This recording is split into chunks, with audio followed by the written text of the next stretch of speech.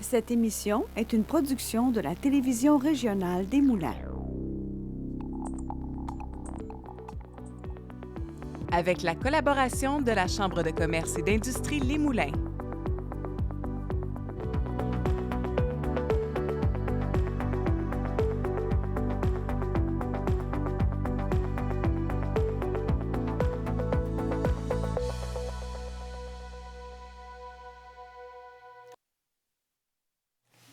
Bienvenue à Fébreux.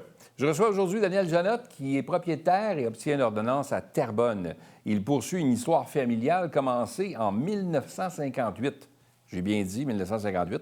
Mentoré par son père, pionnier de l'optique, Daniel a consacré toute sa vie à ce métier-là, avec une proximité comme on en voit rarement d'ailleurs. Je peux le témoigner, j'ai des lunettes.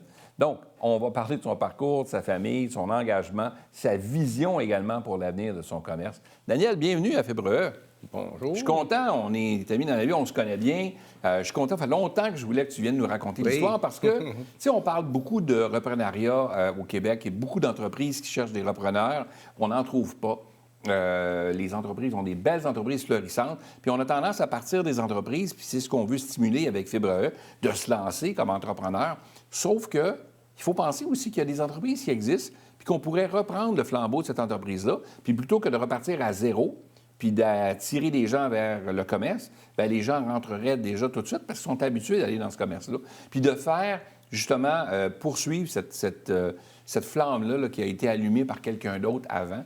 Et ton père était, évidemment, un fervent ardeur, justement, de cette entreprise-là. C'est lui qui l'a fondée avec un associé à l'époque, mais qui s'est retrouvé tout seul après ça, puis il y avait cette entreprise-là.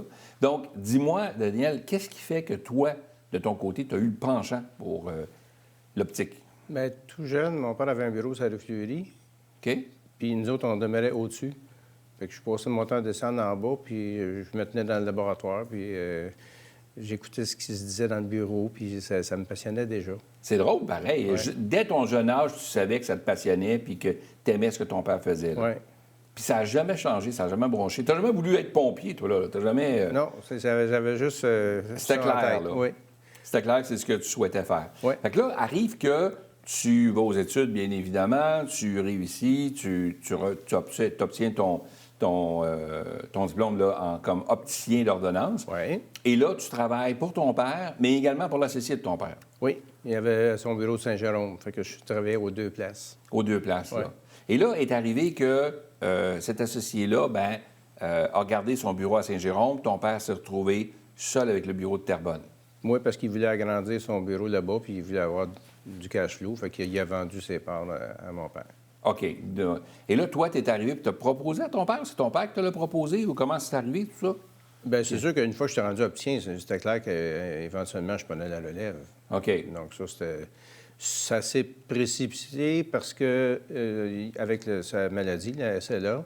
Ton père a eu la SLA. Oui. Hein? Hmm.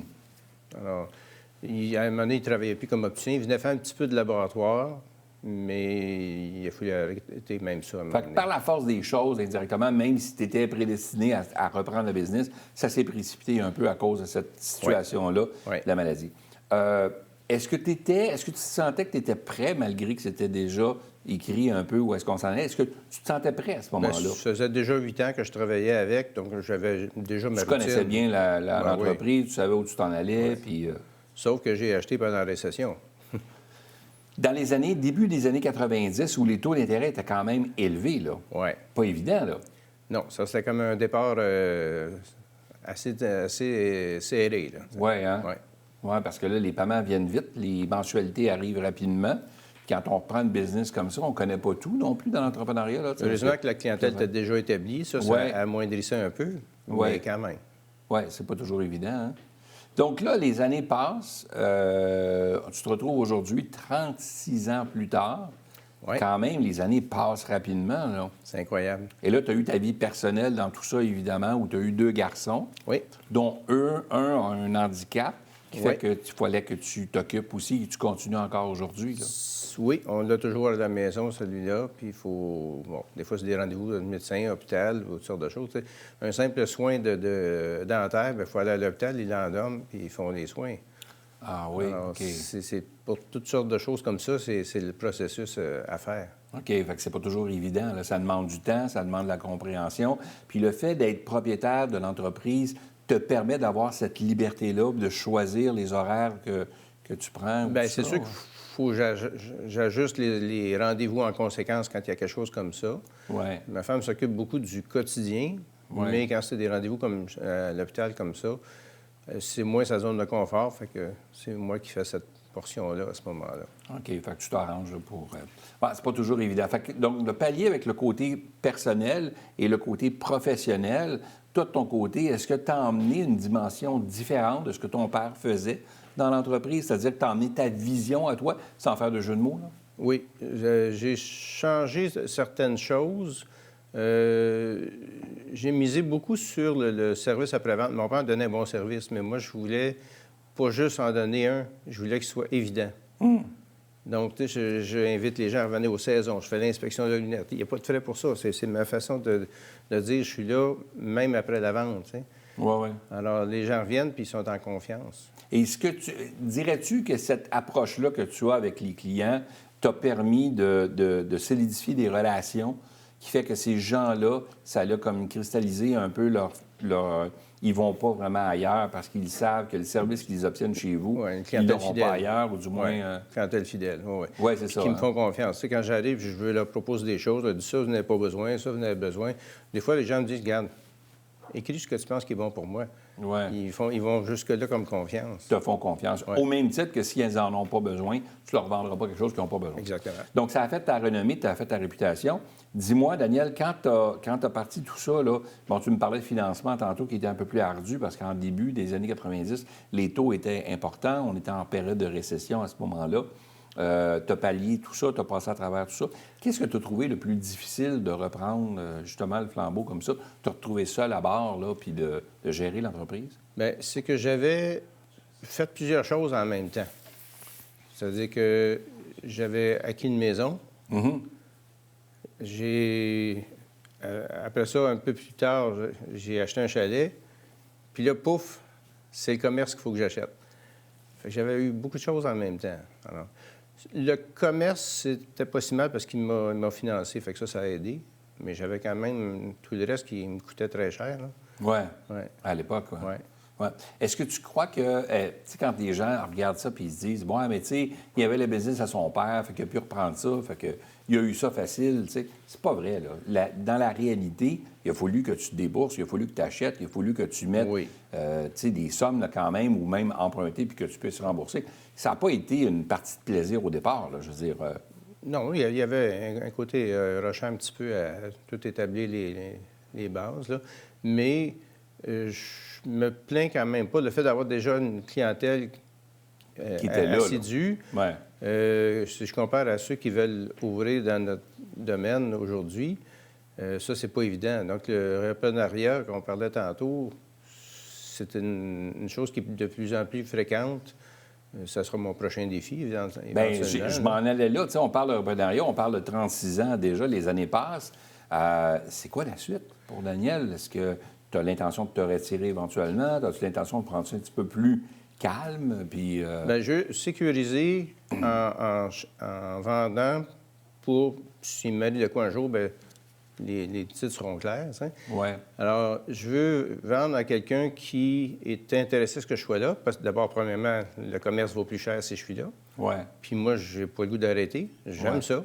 Je veux juste me libérer du côté administration. J'ai donné pendant beaucoup d'années. Oui. Puis là, ça serait le fun d'alléger ça un petit peu. T'es rendu là dans ton processus de carrière, là, tu sais. Bien, écoute, c'est une belle façon de le dire, là, que, dans le fond, tu regardes pour une relève parce que tu n'as pas de relève, toi, à la maison, qui pourrait reprendre ça comme tu as fait avec ton père, là. La situation est différente, là. C'est ça. Puis mon autre, lui, est ingénieur, fait qu'il n'est pas dans le même domaine. Il n'est pas dans le même domaine du tout, là, c'est ça. Il est ailleurs, là, lui, Ouais. là. Quand tu regardes les années passées, y a-tu des choses que tu referais différemment avec l'expérience que tu as? Je pose souvent cette question-là parce que le chemin parcouru, des fois, n'est pas le même pour un que pour l'autre. Puis des fois, les réponses sont différentes, mais de ton côté? Il y a des choses que je ferais différemment un petit peu. Avant, la personne a besoin de lunettes, je la faisais, c'est tout. Ouais.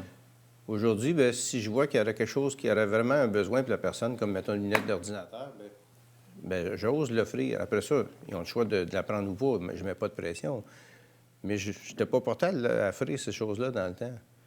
Puis aujourd'hui, bien, ça fait, je dirais, 3 ans à peu près, que ce qu'on appelle les programmes multipaires, là, qu'en pourcentage de ventes que je fais, qui ne sont pas juste uniques, j'ai le record canadien. Bon, ben c'est bon. Pour un petit bureau, c'est le fun. Ben oui. Donc, tu as comme développé ta façon de vendre, dans le fond, Oui. d'offrir tes produits que tu n'osais peut-être pas faire avant. C'est là. ça. Fait que l'expérience, tu dirais, et la confiance d'offrir ces produits-là à tes gens, tu le sais que c'est quelque chose de bien puis qu'ils vont être contents. Oui. Donc, ça facilite un peu l'idée de transmettre cette information-là pour Oui. que ton client puisse prendre une meilleure décision. Puis, avant que je le fasse, à un moment donné, j'avais proposé à quelqu'un, à un moment donné, celui d'ordi, parce qu'il me raconte comment était son milieu de travail. Il dit, pourquoi tu ne m'as pas parlé de ça avant? Là, il y a eu un déclic. Oui, C'est le client qui me l'a dit, là. oui. Fait que, Là, maintenant, Oui. tu en profites, puis tu Oui. poses la question. Le client est toujours libre de dire s'il va aller de l'avant ou pas, mais au moins, il est au courant. Donc, il y a Puis souvent, je vais réutiliser, mettons, une lunette d'ordi. Je vais prendre une ancienne paire de lunettes qu'ils ont. C'est pas nécessairement pour vendre absolument une autre monture, là. Je ne vais pas dans ce côté-là pour pousser, là. Mais je sais que ça va être un outil qu'ils vont apprécier, mais je vais le faire. Ben oui. Oui, pour donner un service complet. Là. Donc, cette proximité-là que tu as avec tes clients ont créé, j'imagine, au fil du temps, des liens d'amitié aussi avec certains. Il y a des, des liens, là. Il y a des gens que c'est comme plus qu'un client. Oui. Tu sais, qu'il y a comme une belle relation quand on se voit, on a du fun. J'en ai quelques-uns qui sont devenus des amis avec le temps. Fait que c'est ça. Ça se développe. Partir d'une entreprise comme ça après 36 ans ou 38 ans, en tout cas, peu importe là, le nombre d'années, mais ça va être difficile, là. Ça va être un deuil. Ça va être un deuil? Ah oui. Ah oui, parce que tu es toujours aussi passionné que tu l'étais le jour 1 Oui. que tu as commencé ça. C'est là. pour ça que je veux trouver quelqu'un qui est intéressé à ce que je reste. Ouais. Parce que le contact client, puis que le client qui dit qu'il est content de ses lunettes, qui apprécie, des anecdotes, j'en aurais Ouais. pour écrire un livre, là. Mais c'est pas toujours évident. Quand on a une business, ce qu'on veut, c'est justement garder cette clientèle-là, la fidéliser, cette clientèle-là, puis en même temps, bâtir une relation d'affaires qui est honnête, intègre et tout ça. Je pense que c'est ce que tu as réussi à faire. Puis ce qu'on démontre avec ça aux gens qui nous écoutent, c'est que l'entrepreneuriat, c'est pas juste de faire des sous, mais c'est aussi de créer des liens, puis de bâtir un lien de confiance aussi avec les gens. Ouais. Fait que ça te permet de s'ouvrir ta passion, mais tout en étant toi-même avec une belle vision. Là. Puis Daniel... Ce côté humain-là, je Oui. ne suis pas prêt à l'arrêter Non, hein? complètement. tu sais. Non. Bien, Daniel, je te souhaite encore quelques années, Oui. puis de trouver justement la personne qu'il te faut pour la suite des choses. Oui. Merci d'avoir été là. Merci beaucoup Merci à de toi. l'invitation. Merci à toi.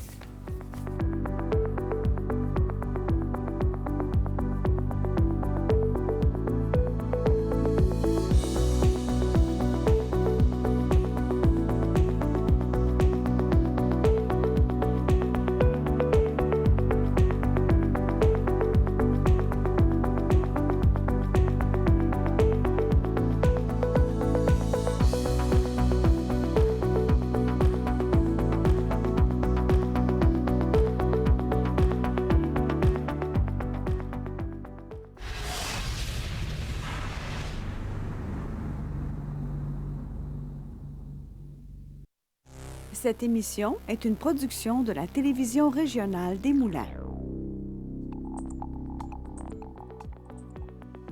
Avec la collaboration de la Chambre de commerce et d'industrie Les Moulins.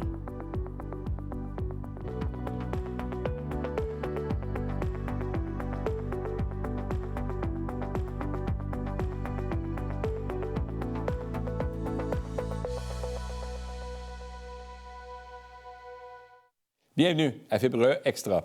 Lors de son dernier passage à l'émission, on parlait de la gestion des priorités et on s'est dit qu'il serait intéressant de le recevoir à nouveau. Il est de retour cette fois-ci pour nous parler de la complexité organisationnelle, je l'ai dit.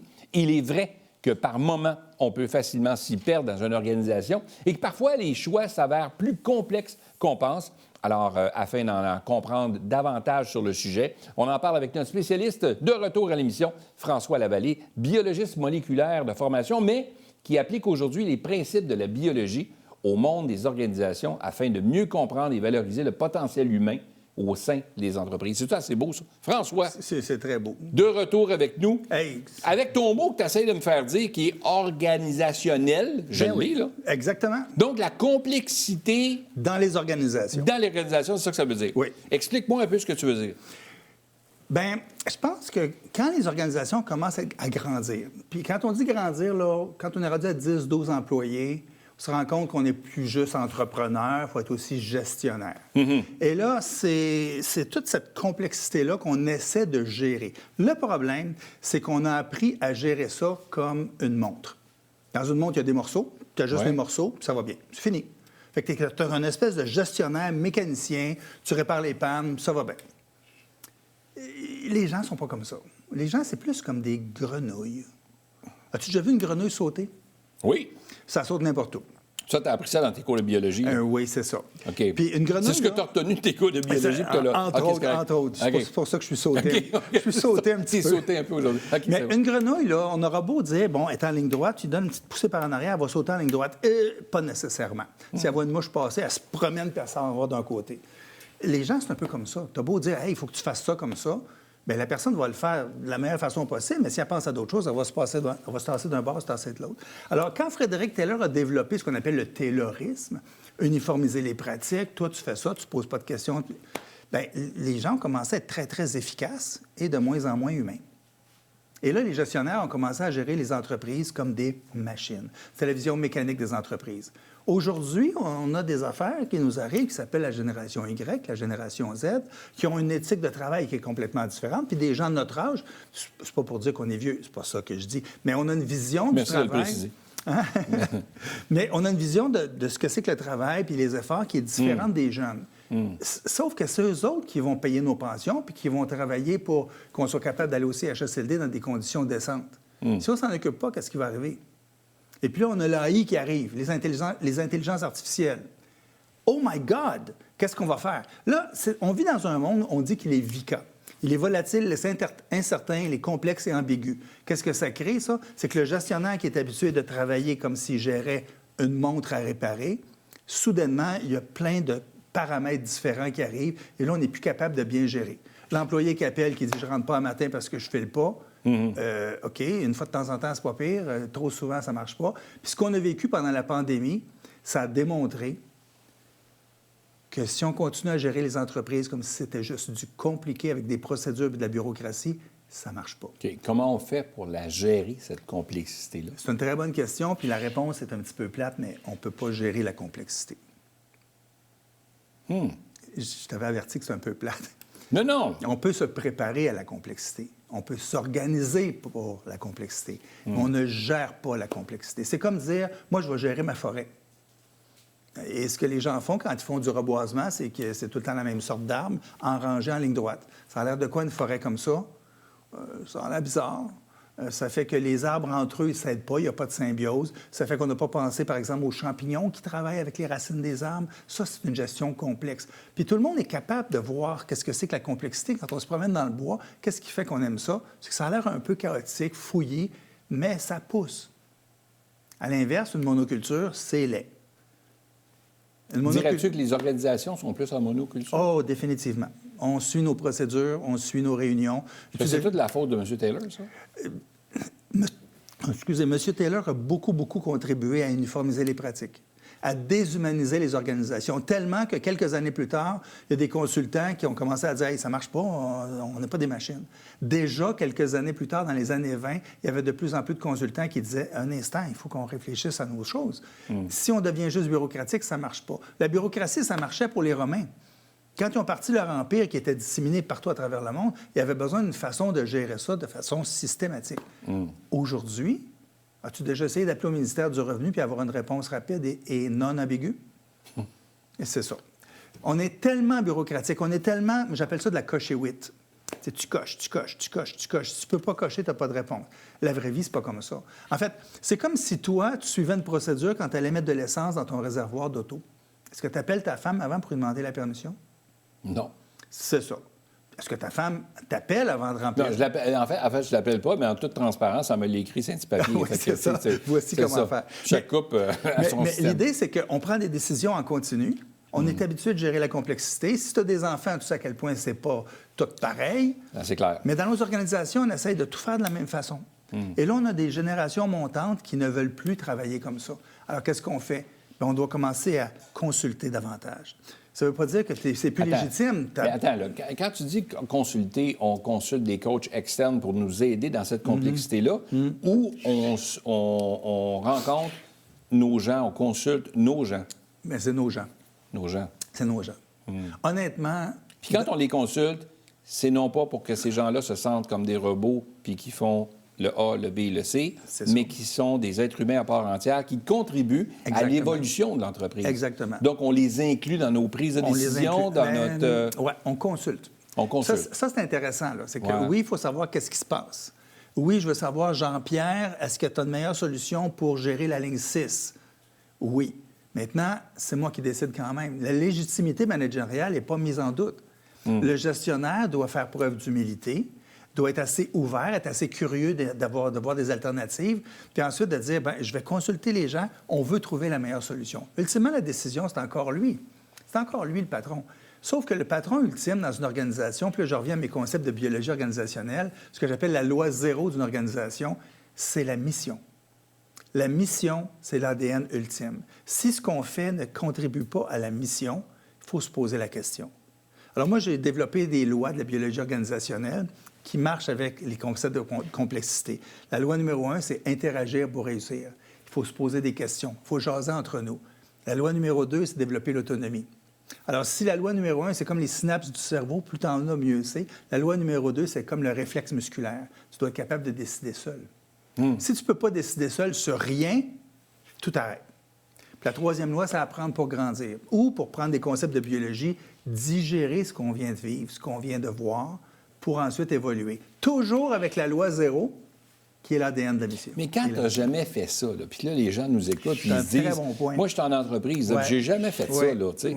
Là, demain, là, j'ai écouté, là, M. Lavallée, il a passé à Fibre E, là, puis là, écoute, ça avait du sens ce qu'il disait, là. Fait que là, de ce que je retiens, là, brièvement, puis là, ça va vite, là, parce que vous nous écoutez, vous faites ce que vous pouvez, là, mais il reste que ça va vite, puis je comprends, c'est pour ça que je l'arrête, là. Mais il reste que, de ton côté, là, comme entrepreneur, là, on t'écoute, là, mais on veut aller de l'avant puis on veut le mettre en pratique. C'est pas évident. Là. On ne l'a jamais fait. On a toujours fonctionné de cette façon-là. Oui, puis ça, c'est un problème. Parce que l'école a été conçue dans les années 1800, suite à la révolution industrielle. Ça a été conçu pour permettre aux gens d'arriver à l'heure. Il n'y avait pas d'horloge dans le temps.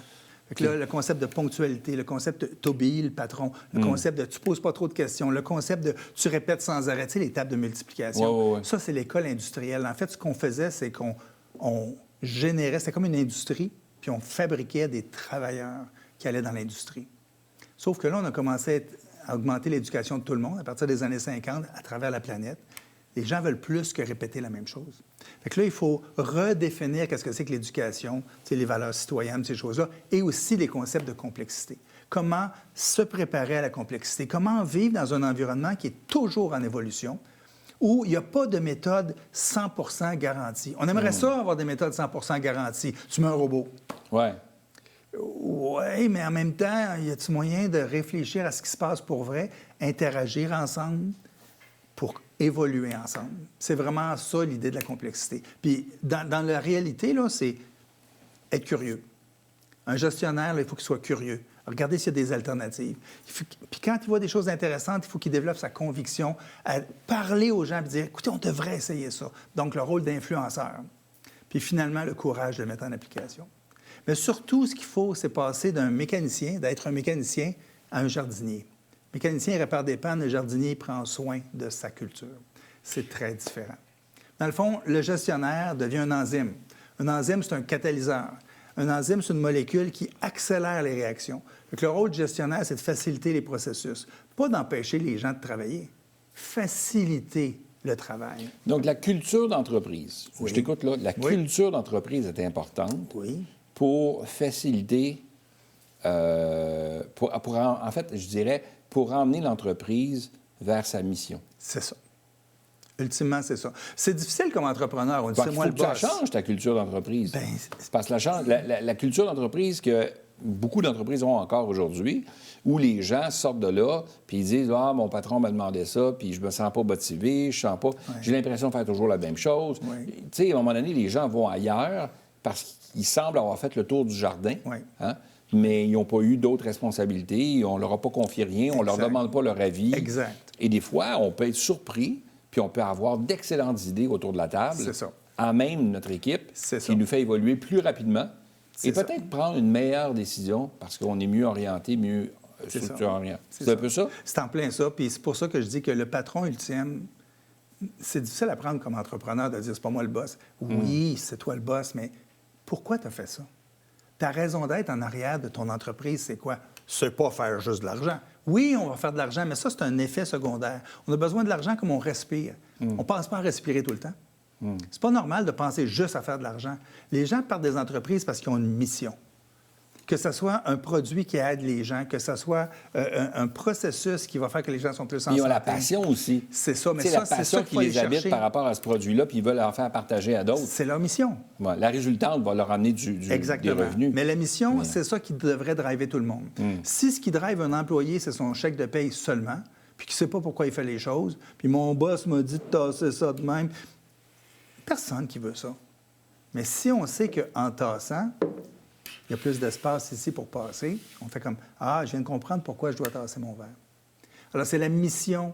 C'est pour ça que je dis la loi zéro, c'est l'ADN, c'est le code de l'entreprise. Puis quand on parle de complexité, c'est qu'on ne contrôle pas ce qui va se passer. On passe d'un mode command and control que Taylor a mis en place à un mode je guide et je supporte. C'est très différent. Donc, on passe de mécanicien à jardinier. Ah, ça, c'est toujours aussi intéressant, captivant. On n'aura pas le choix.